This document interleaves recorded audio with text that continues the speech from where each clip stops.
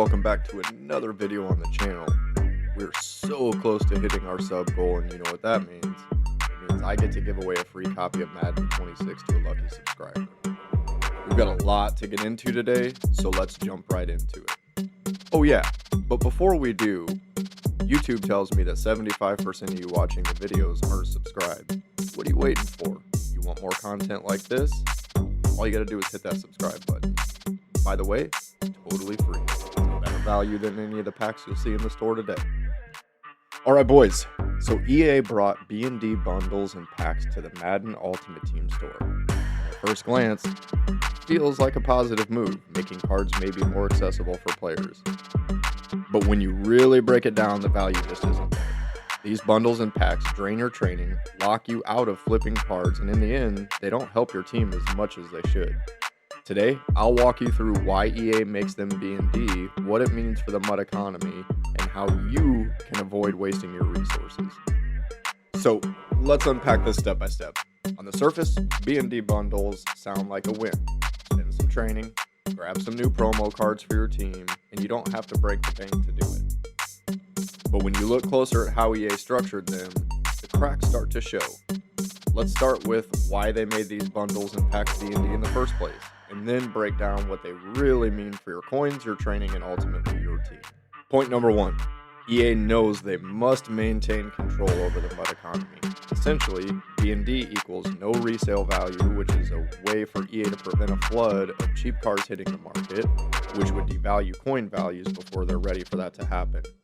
It also keeps the supply of desirable items artificially limited, propping up both pack sales and the coin market. Alright, so we know the main reason EA does this is control. They don't want the auction house flooded. But here's where it really hits you, the player. The actual coin and training values. Once you lock your training into one of these bundles, there's no flipping, no recycling, and no real return. Let's take a closer look at what that really means. Point number two, it's EA's subtle way of pushing players towards spending real money. Training can be earned in-game, but only in limited amounts. By making some bundles B&D, EA ensures players can't convert training to cards and ultimately cards to coins at scale. This subtly pressures players into buying packs with real money if they want to keep up. Think about the free cards that they give us, like team captains, for example. Ever notice you can't do anything with these cards but upgrade them at the rate EA allows? Not to mention that these cards are always behind in the current overall even when you can upgrade them. Now on paper, that may not sound that bad. EA's angle is that these bundles and packs make cards more accessible. But here's the catch. Just because you can get the card doesn't mean it's a good value. In most cases, you're actually spending more than you'd get back if those same offers were tradable. Why do you think they often give B&D packs and bundles better odds? They're trying to steer you in that direction. Which brings me to point number three. It's a sink for training currency. Training has to leave the economy somehow, or it would inflate endlessly. B&D bundles act as a currency sink. Once you spend training here, it's gone. No flipping, no recycling, no profit.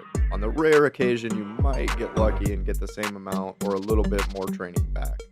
This keeps the in-game economy tight and avoids runaway inflation. And that's where the bigger picture comes in. These bundles and packs aren't just about one pack or one player. They're part of how EA controls the entire MUD economy. By making them B&D, they drain training from the system, limit how coins circulate, and keep players leaning towards spending money instead of grinding. Why do you think, although more rewarding than in years past, they make grinding less rewarding, especially for non-head-to-head players? So, what does this mean for you going forward? Which brings us to point number four. It's absolutely an engagement lever. These bundles are often tied to promos or limited time events. EA uses them to drive engagement without destabilizing the coin market. Players feel like they're getting something exclusive, but EA still protects the economy and their revenue stream. Bottom line, EA offers B&D bundles, packs, and rewards because they prevent the auction house from being flooded with cheap cards and ultimately cheap training. They limit coin generation, which pushes more pack purchases. It acts as a training sink to stabilize the economy, and it keeps engagement high while protecting revenue. At the end of the day, these bundles look like a quick win, but they're really a long term trap if you're not careful. That's why it's so important to understand the value before you spend. So here's my recommendation on how to approach these B&D packs and bundles. Don't. All right, boys, that's going to do it for today's video. I do hope you get value out of these videos and they help you understand how to maximize your time and your money when you enter Madden Ultimate Team, especially the store.